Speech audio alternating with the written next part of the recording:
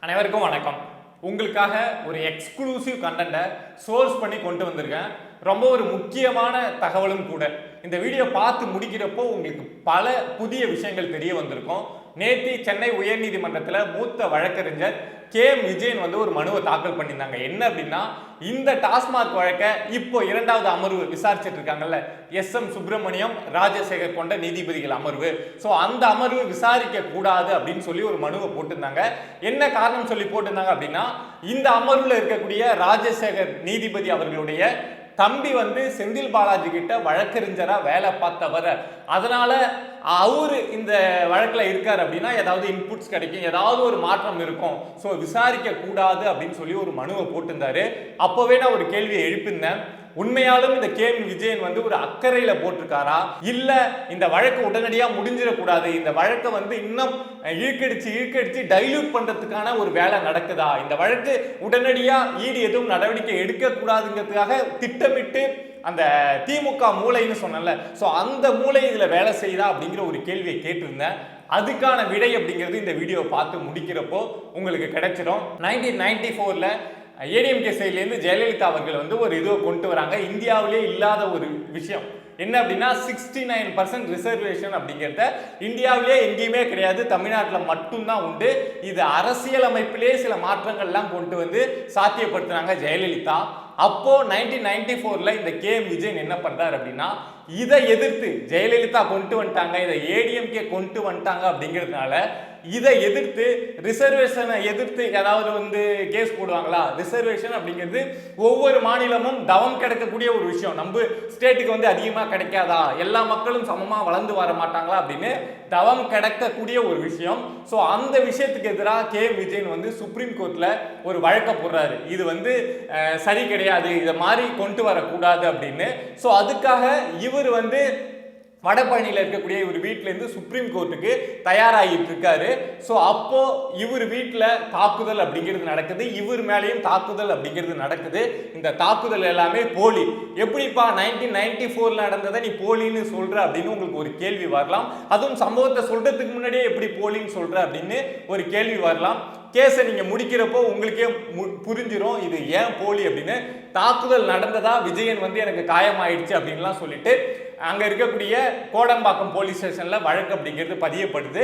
So அதுக்கப்புறம் யாரு மேல இந்த விஜயன் வந்து இதை மாதிரி நான் சுப்ரீம் கோர்ட்டுக்கு கிளம்பிட்டு இருந்தேன், எங்க வீட்டில் வச்சு என்னோட வீட்டெல்லாம் தாக்குதல் பண்ணிட்டாங்க அப்படின்னு யாரு மேல இவர் போயிட்டு கம்ப்ளைண்ட் கொடுத்துருக்காரு அப்படின்னா, அப்போ அமைச்சரவையில் இருந்த எஸ்டி சோமசுந்தரம், இதை தாண்டி அதிமுக நிர்வாகிகள் மோகன், ஆதி ராஜாராம் உட்பட 14 பேர் மேல, அதிமுகவை சேர்ந்தவங்க மேல இவங்க தான் என் மேல வந்து தாக்குதல் பண்ணிட்டாங்க அப்படின்னு ஒரு கேஸை கொடுக்கிறாரு. ஸோ இந்த வழக்கை சிபிஐ விசாரிக்கட்டும் அப்படின்னு சொல்லிட்டு, ஏன்னா இவர் வந்து சுப்ரீம் கோர்ட்டுக்கு கிளம்பிட்டு இருந்த டைம்ல இந்த மாதிரி ஒரு தாக்குதல் தடுத்து நிறுத்தத்துக்காக அப்படின்னு இவர் இந்த வழக்கை போட்டதுனால சிபிஐ விசாரிக்கட்டும் அப்படின்னு சொல்லிட்டு உச்ச நீதிமன்றமே இதுல ஒரு உத்தரவை கொடுக்குறாங்க. ஸோ அந்த அடிப்படையில் சென்னை செஷன் கோர்ட்டில் வந்து இந்த விசாரணை அப்படிங்கிறது போகுது.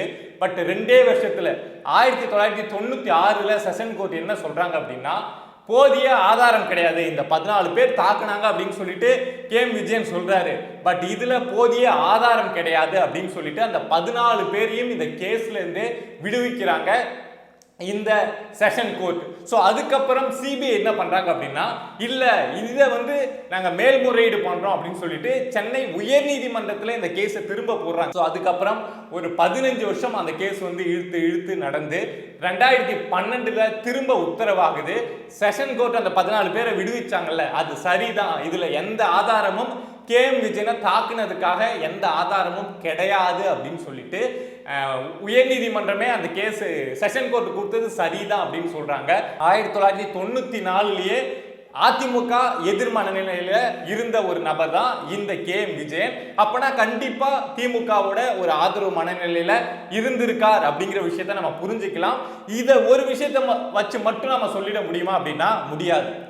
அதுக்கப்புறம் இப்போ ரீசெண்டாக நடந்த இந்த கொடநாடு வழக்கெல்லாம் இருக்குல்ல, அந்த கொடநாடு வழக்கில் எதிர்த்தரப்பு வழக்கறிஞரா யார் வாதிட்டாங்க அப்படின்னா இந்த விஜயன் தான். அதாவது இந்த கொடநாடு வழக்கு வந்து சரியா கண்டுபிடிக்கப்படணும், இதுல யார் குற்றவாளியோ அவங்களை கொண்டு வரணும் அப்படின்னு அதிமுகவில் இருக்கக்கூடியவங்க இருந்த ஆர்வத்தை விட இவர் ரொம்ப ஆர்வமா இருந்தார். யாராவது மாட்டுவாங்களா, யாராவது இந்த விஷயத்துல வந்து கைது செய்யப்படுவாங்களா அப்படின்னு அப்போ அந்த கொடநாடு வழக்கு நடக்கிறப்போ தொடர்ச்சியா வந்து பிரஸ் மீட் கொடுப்பாரு. கொடநாடு வழக்குல இது நடந்திருக்கு, இதுல வந்து உண்மை குற்றவாளிகள் வந்து இன்னும் கைது செய்யப்படல அப்படின்னு சொல்லிட்டு நிறைய ரொம்ப ப்ரோ ஆக்டிவ் டிஎம்கேவா இவருடைய விஷயங்கள் எல்லாமே அப்படிதான் இருந்திருக்கு. ஏதாவது டிஎம்கே ஒரு விஷயம் செய்யறாங்க அப்படின்னா இவர் வந்து முன்னாடி கொடி பிடிக்கக்கூடிய ஒரு நபரா இருந்திருக்காரு. சரி, ஒருவேளை இவர் ஏடிஎம்கேவுக்கு அகைன்ஸ்டா இருக்காரு அப்படின்னா பிஜேபிக்கு ஆதரவா ஏதாவது பண்ணிருப்பாரா அப்படின்னு நம்ம போய் தேடி பார்க்கிறப்போ பிஜேபிக்கு எதிராகவும் செஞ்சிருக்காரு, நிறைய வேலை செஞ்சிருக்காரு. என்ன அப்படின்னா யூனிஃபார்ம் சிவில் கோட் கொண்டு வந்தாங்கல்ல பிஜேபி சென்ட்ரல்ல. ஸோ அப்போ யூனிஃபார்ம் சிவில் கோடுக்கு எதிராக இங்க திமுகவுக்கு ஆதரவாக பெரிய ஒரு பிரச்சார பீரங்கியா இருந்த நபர் தான் இந்த KM விஜயன். இங்க எந்த அளவுக்கு திமுக வந்து இந்த இஸ்லாமிய நண்பர்களை வச்சு அரசியல் பண்ணுவாங்க அப்படின்னு நமக்கு தெரியும். ஸோ அதுல இந்த யூனிஃபார்ம் சிவில் கோடு வந்து கொண்டு வரவே கூடாது, பொது சிவில் சட்டம் கூடவே கூடாது அப்படின்னு இங்க KM விஜயன் வந்து பிரச்சாரம் பண்ணியிருக்காரு. இதை மட்டும் தான் பண்ணியிருக்காரு அப்படின்னா ஒரே நாடு ஒரே தேர்தல் அப்படிங்கிற ஒரு விஷயம் வந்து இன்னும் சாத்தியப்படுத்த போக அந்த திட்டமே இன்னும் போகல. பட் அதுக்கு முன்னாடியே திமுக அந்த விஷயங்களை எடுத்து சில கேம் பிளே பண்ணாங்கல்ல, அந்த கேம்லயும் ஒரு முக்கிய பிளேயரா இருந்தவர் யார் அப்படின்னு பார்த்தீங்கன்னா இந்த KM விஜயன் இருந்திருக்காரு. ஒரே நாடு ஒரே தேர்தல் நீங்க எந்த மீடியா மற்ற மீடியாவில் இருக்காரோ இல்லையா, சன் நியூஸ், கலைஞர் டிவியை போய் பார்த்தீங்க அப்படின்னா இவருடைய பேட்டி அப்படிங்கிறது எங்க இவர் பேட்டி கொடுத்தாலும் மற்ற சேனலோட மைக் இருக்கோ இல்லையோ முன்னாடி கலைஞர் டிவியோட மைக் அப்படிங்கிறது இருக்கும், சன் நியூஸ் அவங்களுடைய மைக் அப்படிங்கிறது இருக்கும். ஸோ இவர் போட்டே பேச ஆரம்பிச்சிருவாரு. பிஜேபி எதிர்த்து ஒன் நேஷன் ஒன் எலெக்ஷன் வந்து வருதோ இல்லையோ, பட் அதுக்கு முன்னாடியே ஒரு பெரிய விஷயங்களை பேச ஆரம்பிச்சிருவாரு.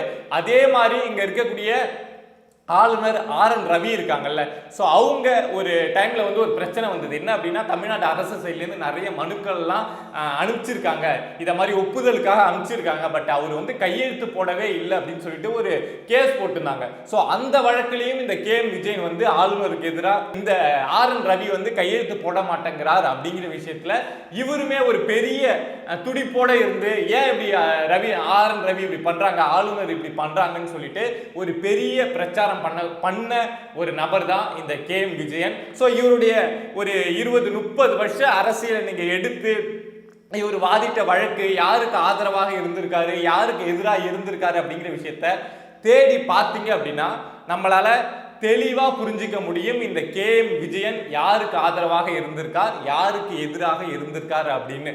ஸோ அப்படி நம்ம பார்க்கிறப்போ இப்போ இந்த KM விஜயன் இந்த டாஸ்மார்க் வழக்குல வந்து இத மாதிரி ஒரு விஷயத்தை கொண்டு வந்திருக்கிறது அப்படிங்கிறது பல சந்தேகங்களை நீங்களே யோசிச்சு பார்த்துக்கங்க. நான் இதுல சொல்றதுக்கு எதுவுமே கிடையாது. ஏற்கனவே இந்த வழக்கை ஒரு அமர்வு விசாரிச்சாங்க. அந்த அமர்வு என்ன காரணம்னே சொல்லாம இந்த வழக்குல இருந்து விலகி போனாங்க. அடுத்தது புதுசா ஒரு அமர்வு வந்தாங்க. அந்த அமர்வும் ஒரே நாள் தான் இந்த வழக்கை விசாரிச்சிருக்காங்க.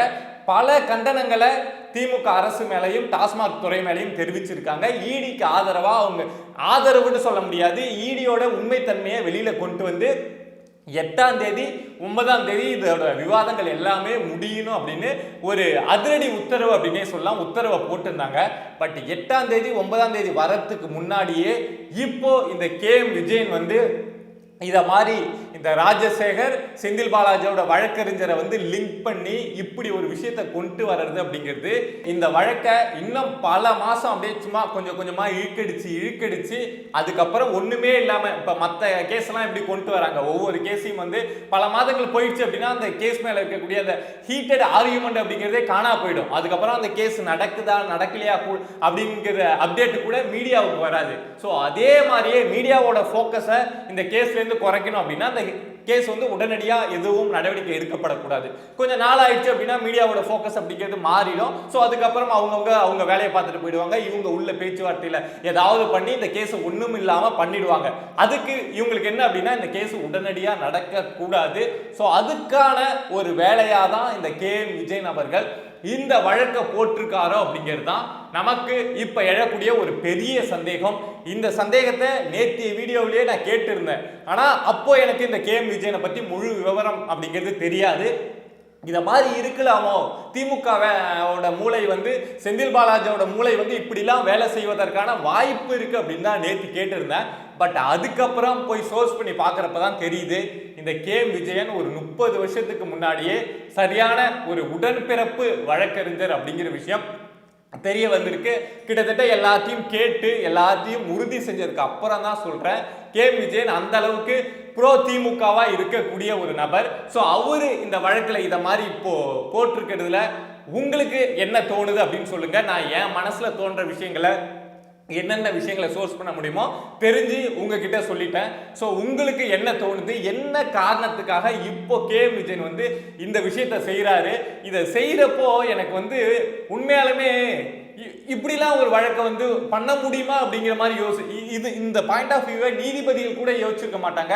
இந்த பாயிண்ட் ஆஃப் வியூல வந்து இந்த கேஸ் வந்து தள்ளி போகும், இந்த அமர்வு வந்து மாற்றப்படும் அப்படின்னு நீதிபதிகள் கூட, ஒரு உச்ச நீதிமன்ற தலைமை நீதிபதி கூட இந்த அளவுக்கு யோசிச்சிருக்க மாட்டாங்க ஒரு கேஸ்ல. ஆனா இவங்க யோசிச்சு செஞ்ச தப்பை மறைக்கிறதுக்கும் அதுல இருந்து தப்பிக்கிறதுக்கும் எந்த அளவுக்கு திட்டம் போடுறாங்க பாருங்களேன். ஒரு இந்த திட்டமிடல், இந்த யோசனை வந்து மக்களுக்கு நல்லது செய்யணும், ஒரு நல்லாட்சி கொடுக்கணும், ஸோ அதை வச்சு திரும்ப ஆட்சிக்கு வரணும் அப்படின்னு இருந்திருந்தா ஒரு பிரச்சனையும் கிடையாது. ஆனால் பண்ண ஸ்கேம்ல இருந்து தப்பிக்க எனக்கு இதை கேட்குறப்போ உண்மையாலுமே சொல்லுவாங்க, இந்தியாவிலேயே வந்து இந்த விஞ்ஞான ஊழலுக்கு பேர் போன கட்சி அப்படின்னா திமுக தான் அப்படின்னு சொல்லுவாங்க. ஏன் சொல்றாங்க அப்படின்னு இப்போ புரியுதுங்க. ஒரு வழக்கிலேருந்து தப்பிக்கிறதுக்கு எப்படி எங்க இருக்கக்கூடிய 360 டிகிரியில ஏதாவது ஒரு சின்ன கேப், ஒரே ஒரு புள்ளி இருந்தா கூட அது வழியா உள்ள வந்து அந்த கேஸை அடிச்சு உடைக்க முடியும் ஒரு கட்சியால அப்படின்னா அது திமுக தான் அப்படிங்கிறதுக்கு ஸோ இந்த டாஸ்மார்க் வழக்கம் ஒரு உதாரணமா மாறி இருக்கு. பட் இந்த வழக்கிலையும் இந்த அமர்வு மாற்றப்பட்டு இந்த கேஸ்லாம் தள்ளி போகுது அப்படின்னா கண்டிப்பா திமுக அவங்க பண்ணக்கூடிய அந்த மூளை இருக்குல்ல, அதுக்கு ஒரு பெரிய கும்பிடுவே போடலாம். ஸோ அந்த அளவுக்கு அவங்களுடைய ஏமாத்து திட்டமிடல் அப்படிங்கிறது இருக்கு.